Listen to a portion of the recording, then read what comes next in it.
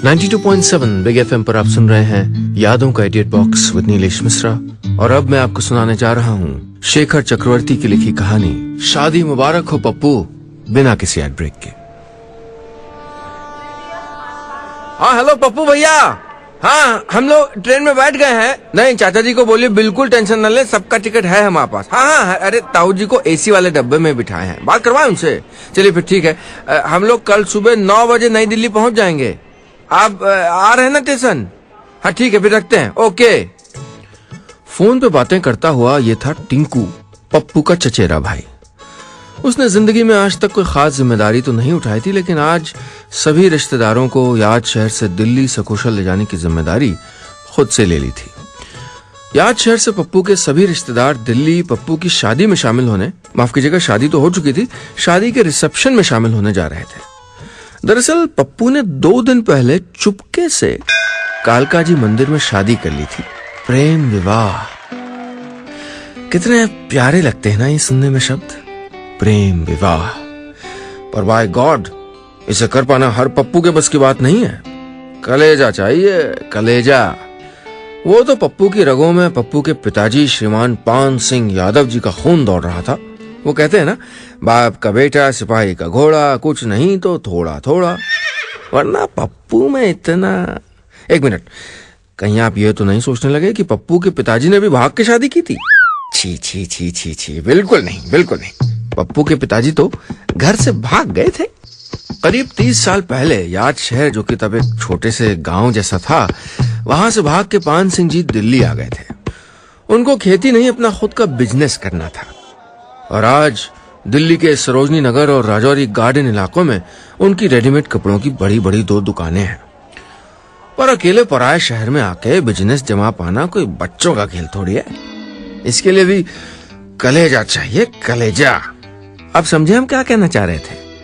वैसे पप्पू के पिताजी पुराने ख्यालात में उतना विश्वास तो नहीं रखते हैं, पर क्या करें, पेशे से ठहरे व्यापारी, ऊपर से एक ही बेटा, भले निठल्ला। भाई नफा नुकसान तो देखना ही पड़ता है। सोचे थे कि बेटे की शादी में इतना दहेज तो अंदर कर ही लेंगे कि रोहिणी में बन रहे नए शॉपिंग मॉल में एक नई दुकान डाल देंगे। पप्पू की माता जी थी नहीं, कुछ साल पहले ही उनका स्वर्गवास हो गया था। सो घर पे ज्यादा इमोशनल ड्रामे की गुंजाइश तो नहीं थी, पर पप्पू के पिताजी ने पप्पू को समझाने में कोई कसर नहीं छोड़ी। पैसे और प्यार, सपने और वास्तविकताओं में अंतर समझाते रहे। पर पप्पू तो पप्पू है, जो ठान लिया सो ठान लिया। फिर तो पप्पू अपने पप्पा की भी नहीं सुनता। वैसे पप्पू को पता था पिताजी ऐसे तो नहीं मानेंगे, पर एक बार शादी हो ही गई तो फिर। उस दिन शाम को जब डोरबेल की आवाज सुनकर पप्पू के पिताजी ने दरवाजा खोला, तो दरवाजे पे उसका नौकर शंभू दांत ने पोरता मुस्कुरा रहा था। और उसके पीछे कुछ पप्पू के दोस्त खड़े थे। पर तभी पप्पू के पिताजी ने गौर किया कि उस भीड़ के बीच में नए सूट बूट में पप्पू खड़ा था, दूल्हा बना। और उसके साथ बगल में दुल्हन के लिबास में एक लड़की थी। आप सुन रहे हैं यादों का edit box with Nilesh Mishra, सिर्फ 92.7 बिग एफएम पे। दरवाजे पे पप्पू और पप्पू के बगल में एक अनजान लड़की को दुल्हन के लिबास में खड़ी देख के पान सिंह की आंखों में सबसे पहले तो सामने रोहिणी में उद्घाटन करते हुए अपनी दुकान की तस्वीर आई। फिर उस दुकान की छवि धीरे धीरे ब्लैक एंड व्हाइट होती चली गई। पान सिंह जी कुछ रिएक्ट करते इससे पहले घर का नौकर शंभू खुशी से उछलते हुए बोल पड़ा, मालिक भैया जी शादी कर लिए। अगले ही पल मालिक के बाएं हाथ की सभी उंगलियां शंभू के कान पे थीं, जिसे वो 80 और 90 के दशक के ब्लैक एंड व्हाइट टीवी के चैनल की तरह मरोड़ चुके थे। दर्द से शंभू के कंठ से एक चीत्कार फूट पड़ी, मालिक। पान सिंह जी गुस्से से दांत बींचते हुए बोले, नमक हराम। पिताजी की आंखों में गुस्से को देख के पप्पू सकपका उठा। पप्पू के दोस्त जो अब तक उसको बधाइयां और हौसला दे रहे थे, उन सब की हवाइयां छूटने लगी। पप्पू ने मौके की गंभीरता को भांपते हुए अपनी नई दुल्हन को कोहनी मारी। अगले ही पल नई दुल्हन और पप्पू पान सिंह जी के पैरों में थे। पप्पू तुरंत स्टार्ट हो गया। पापा पापा हमें माफ कर दीजिए, हमने आपको बिना बताए शादी कर ली, पर हम लोग एक दूसरे से बहुत प्यार करते हैं, पर हम आपसे भी उतना ही प्यार करते हैं जितना कि एक दूसरे से प्यार करते हैं, हमको घर से मत निकालिए। पप्पू तो जैसे रोने लग गया। पप्पू को रोता देख के उसकी नई दुल्हन भी सुबकने लगी। आंखों के काजल और गालों के मेकअप में घुल के दुल्हन के आंसू सतरंगी हो चुके थे। पप्पू के पिताजी बाहर से जितने सख्त दिखते हों, पर अंदर तो उनका भी एक छोटा सा दिल है। अपने बेटे और बहू को पैरों में गिरा रोते देख के उनको अपनी पत्नी सरला की याद आ गई। सरला ने मरते वक्त उनसे कहा था, सुनिए जी, मेरे पप्पू का ध्यान रखिएगा, उसकी आंखों में कभी आंसू नहीं आने चाहिए। ये कहकर वो सिधार गई थी। पता नहीं अपनी स्वर्गीय पत्नी सरला को याद करके या फिर अपने बेटे और नई नवेली बहू की रोती हुई शक्ल देख के, जो भी हो, पर अब पान सिंह जी की भी आंखें भर आईं। बेटे और बहू के सर पर हाथ फेर कर दोनों को उठाते हुए भाव विभोर स्वर में बोले, अरे कौन तुम लोग को इस घर से निकाल रहा है? ये घर जितना मेरा है उतना ही तुम लोगों का भी तो है। इतना कह के दोनों को उन्होंने अपने सीने से लगा लिया। बगल में खड़ा शंभू दर्द से लाल हो गए, अपने कान को हाथ से मलता हुआ ये सब देखे जा रहा था।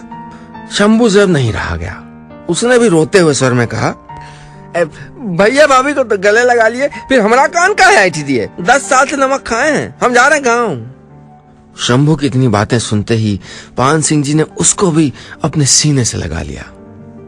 खिची खिची।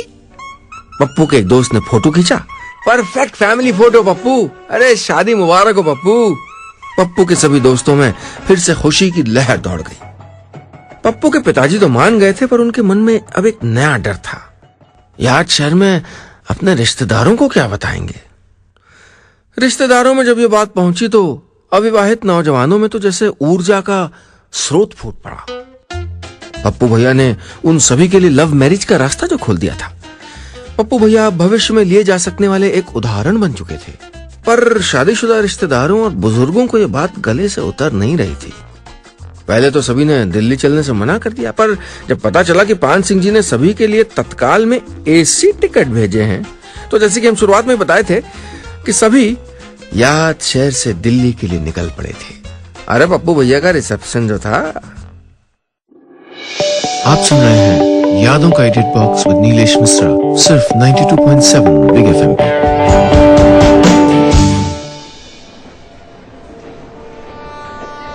सुबह के 9 बज रहे थे। नई दिल्ली रेलवे स्टेशन के प्लेटफॉर्म नंबर 3 पे याद शहर एक्सप्रेस आ चुकी थी।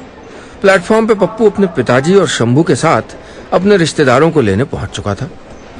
ट्रेन प्लेटफॉर्म पर रुकती इससे पहले ही दरवाजों और खिड़कियों से बाहर झांकते उनके रिश्तेदार पप्पू और पान सिंह जी को देख चुके थे। खुशी से हाथ हिलाते हुए वो लोग आवाज देने लगे, पप्पू पप्पू, अरे इधर पप्पू। ट्रेन के रुकते ही सभी रिश्तेदार एक एक करके प्लेटफॉर्म पे उतरने लगे। पप्पू उत्साह के साथ सबसे मिला, बड़ों के पैर छू छू के आशीर्वाद ले रहा था और अपने हम उम्रों को नाम से पुकार के गले मिल रहा था। काफी देर तक ये सिलसिला चलता रहा, पर रिश्तेदारों का ट्रेन से उतरना बंद नहीं हो रहा था। बगल में चुपचाप खड़ा शंभू मन ही मन बोला, लगता है पूरा गांव उठ के आ गया है। इधर टिंकू, जिसने सभी को सकुशल दिल्ली लाने का बीड़ा उठाया था, उसने थोड़ी राहत की सांस ली, पर उसका काम अभी भी बाकी था। उसने सभी बच्चों की गिनती करने के लिए अपने चचेरे भाई बब्बन को लगा दिया और खुद सामान और बैगों की गिनती में लग गया। बब्बन बच्चों की गिनती कर ही रहा था कि उसकी नजर नीलू भाभी के छोटे बेटे दीपू पे गई। दीपू ने एसी कोच में दी जाने वाली टॉवल अपनी दोनों पॉकेट में भर ली थी। बब्बन ने प्यार से समझाते हुए कहा, दीपू बेटा गंदी बात।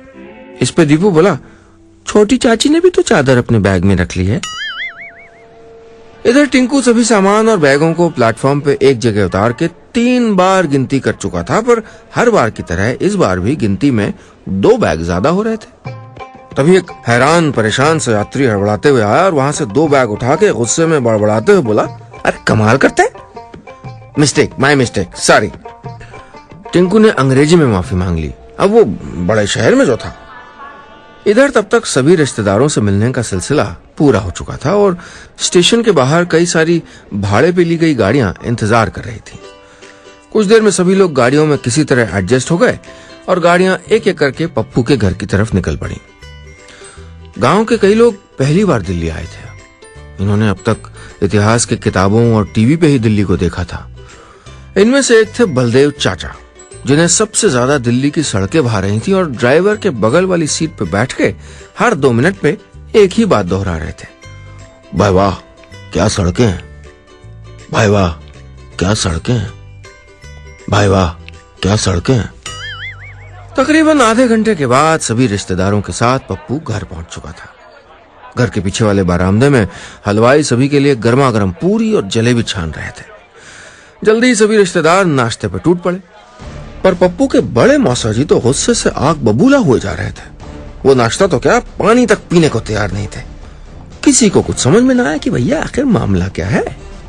और मौसा जी गुस्से में बस एक ही बात दोहरा रहे थे, जहां हमारा मान नहीं वहां हम एक भी पल नहीं रुकेंगे। हम अभी के अभी याद शहर लौटे जा रहे हैं।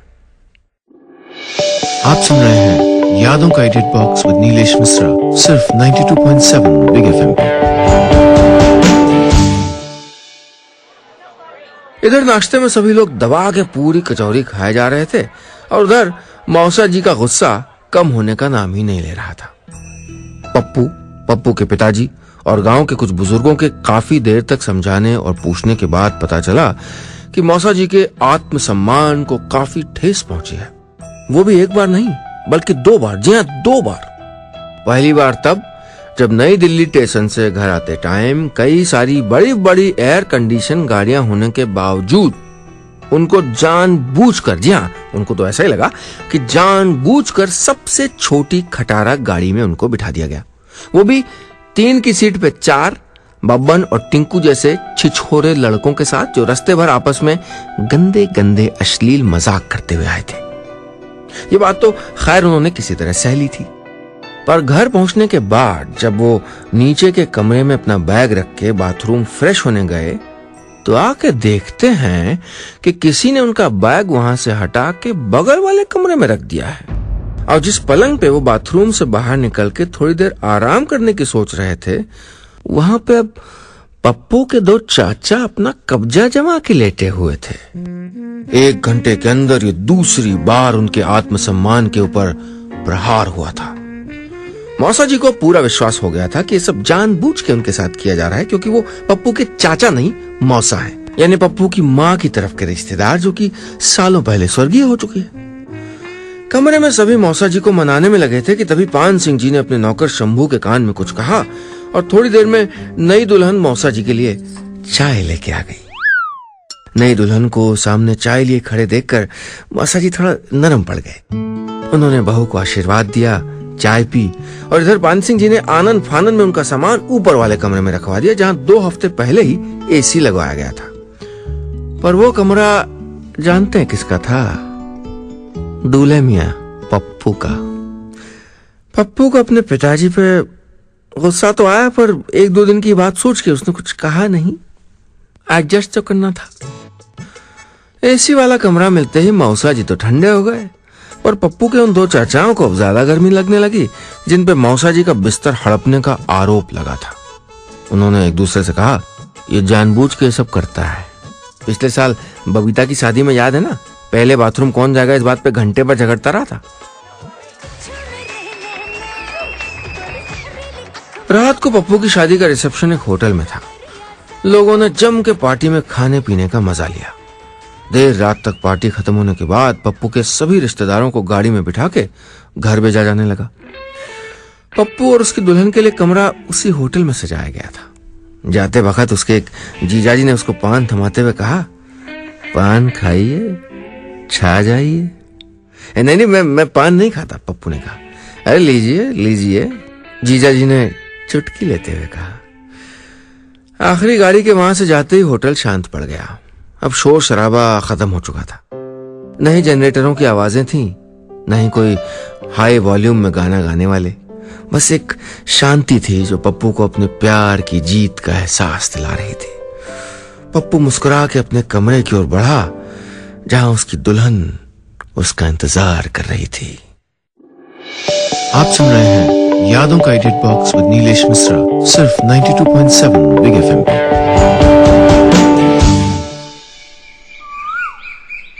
अगली सुबह भैया घर पे जब शंभू की आंखें खुली तो वो चौंक पड़ा। उसके बगल में दूल्हा पप्पू सो रहा था। भैया आप यहाँ? शंभू ने अचंभित होकर पूछा। भाभी किधर गई? पप्पू ने पहले एक लंबी सी जमाई ली और फिर अपनी नींद की कमी से लाल पड़ चुकी आंखों को मलते हुए कहा, अरे कल रात होटल से तुम लोगों के जाने के बाद जैसे मैं अपने कमरे में गया, बाहर काफी शोर मचने लगा। बाहर आया तो पता चला मंझले और संझले चाचा पी के वेटर और मैनेजर से और पीने के लिए झगड़ रहे हैं। क्या क्या न करे शराब। मैंने और होटल मैनेजर ने उन लोगों को खूब समझाया पर वो लोग मानने को तैयार नहीं। इधर शोर बढ़ने से होटल के दूसरे गेस्ट कंप्लेंट करने लगे। अंत में जब मामला शांत नहीं हुआ तो मैनेजर ने उन दोनों को होटल से ले जाने के लिए कहा। सुबह के 4 बजे होटल वालों ने हिया घर पे छोड़ दिया। तेरी भाभी तो दादी के बगल में जाके सो गई पर मुझको कहीं जगह ना मिली, तो अंत में तेरे बगल में आके सो गए। हे भगवान, सत्यानाश! ऐसे रिश्तेदारों को तो।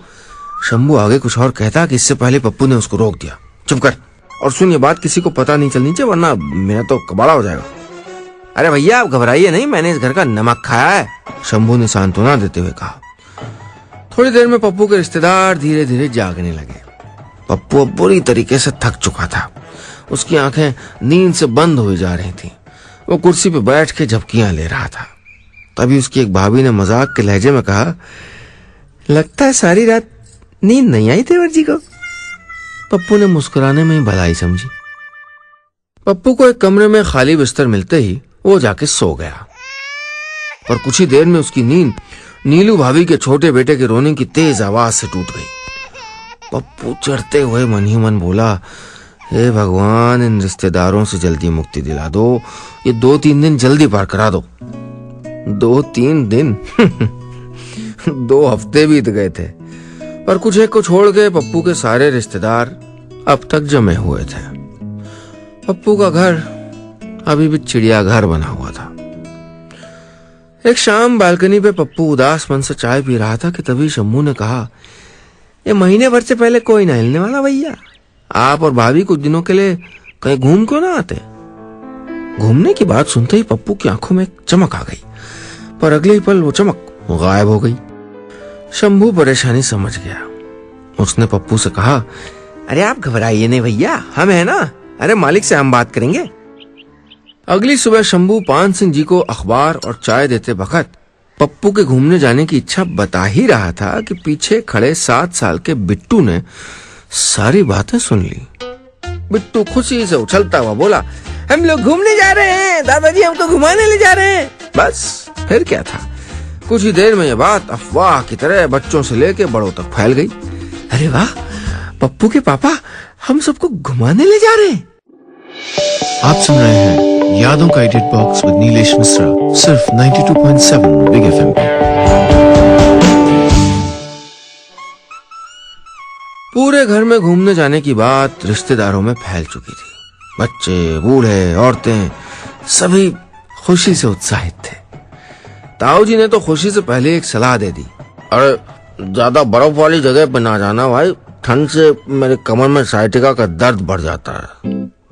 नाश्ते की प्लेट हाथ में लिए बब्बन ने सुझाव दिया, शिमला चलते ना, नहीं तो आगरा ताजमहल दिखाएंगे। बलदेव चाचा चाय की चुस्की लेते हुए बोले, नहीं अमृतसर चलते हैं, स्वर्ण मंदिर देखेंगे। छोटी चची सुपारी काटते हुए बोली, वैष्णो देवी काहे नहीं। घूमने की जगह को लेके पूरे ड्राइंग रूम में बहस जारी थी। समझो भारत दर्शन उसी एक कमरे में हुआ जा रहा था। सभी लोग किसी एक जगह के नाम पर सहमत नहीं हो पा रहे थे। इधर शंभू, पप्पू और पप्पू के पिताजी भी उसी ड्राइंग रूम में अलग अलग कोनों में चुपचाप खड़े थे। हर कुछ मिनटों के अंतराल में पप्पू और पप्पू के पिताजी एक दूसरे को देखते और फिर दोनों लोग घूर के शंभू की तरफ देखने लगते। शंभू डर से सकपकाते हुए माफ कर दीजिए मालिक वाले अंदाज में अपनी नजरें नीचे झुका लेता। बहस अब भी जारी थी कि तभी दादी शोर सुनकर दूसरे कमरे से आई और बोली, हरिद्वार चलो, गंगा स्नान की मेरी अंतिम इच्छा भी पूरी हो जाएगी। हरिद्वार के नाम पे सभी बूढ़े लोग सहमत हो गए। तो ठीक है, हम सब हरिद्वार जाएंगे। सभी खुशी से एक साथ बोल पड़े और पान सिंह जी की तरफ देखने लगे। पान सिंह जी चेहरे पे फर्जी मुस्कान लाते हुए अपने बेटे से बोले, पप्पू जाओ एक बस बुक करो, हम सब हरिद्वार जा रहे हैं। अगली सुबह पप्पू पूरे परिवार और रिश्तेदारों के साथ बस की पिछली सीट पे बैठ के भक्ति गीत सुनते हुए हनीमून मनाने हरिद्वार जा रहा था। नई दुल्हन बस में सभी को थर्मस से चाय दे रही थी और शंभू नाश्ते का पैकेट बांट रहा था।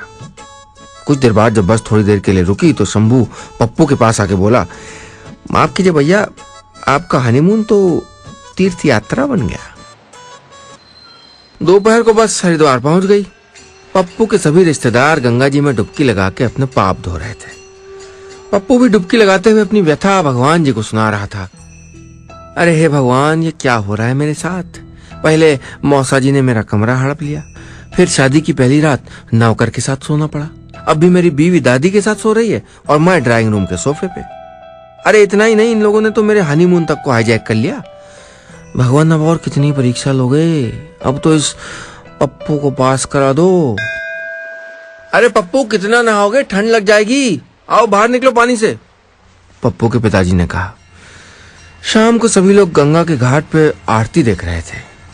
तभी शंभू ने पप्पू के कान में फुसफुसाते हुए कहा, भैया, कल सुबह 5 बजे होटल के बाहर एक सफेद गाड़ी आपका इंतजार करेगी। मसूरी में आपके लिए पूरी व्यवस्था हो चुकी है, बस चुपचाप भाभी को लेके गाड़ी में बैठ जाइएगा। अरे नहीं, पिताजी बहुत गुस्सा होंगे, पप्पू ने कहा। अरे भैया, पूरा इंतजाम आपके पिताजी ने तो किया है, शंभू ने मुस्कुरा के कहा। और पप्पू को पूरा विश्वास हो गया कि हाँ, भगवान है। अगली सुबह पप्पू और उसकी नई दुल्हन के कहीं न दिखने पर सभी ने पूछा तो शंभू ने कहा, भाभी की तबीयत थोड़ा ठीक नहीं थी तो भैया डॉक्टर को दिखाने दिल्ली ले गए। अरे तो हम लोग यहाँ क्या कर रहे हैं, चलो दिल्ली, बलदेव चाचा ने कहा। और तभी पप्पू के जीजा जी समझदारी दिखाते हुए बोले, अरे चाचा जी समझा दीजिए, नई नई शादी हुई है, थोड़ी देर छोड़ दीजिए उन लोग को अकेले। चलिए, पास में ही मसूरी है, आज हम लोग वहीं घुमाते हैं। बस इतनी सी थी ये कहानी।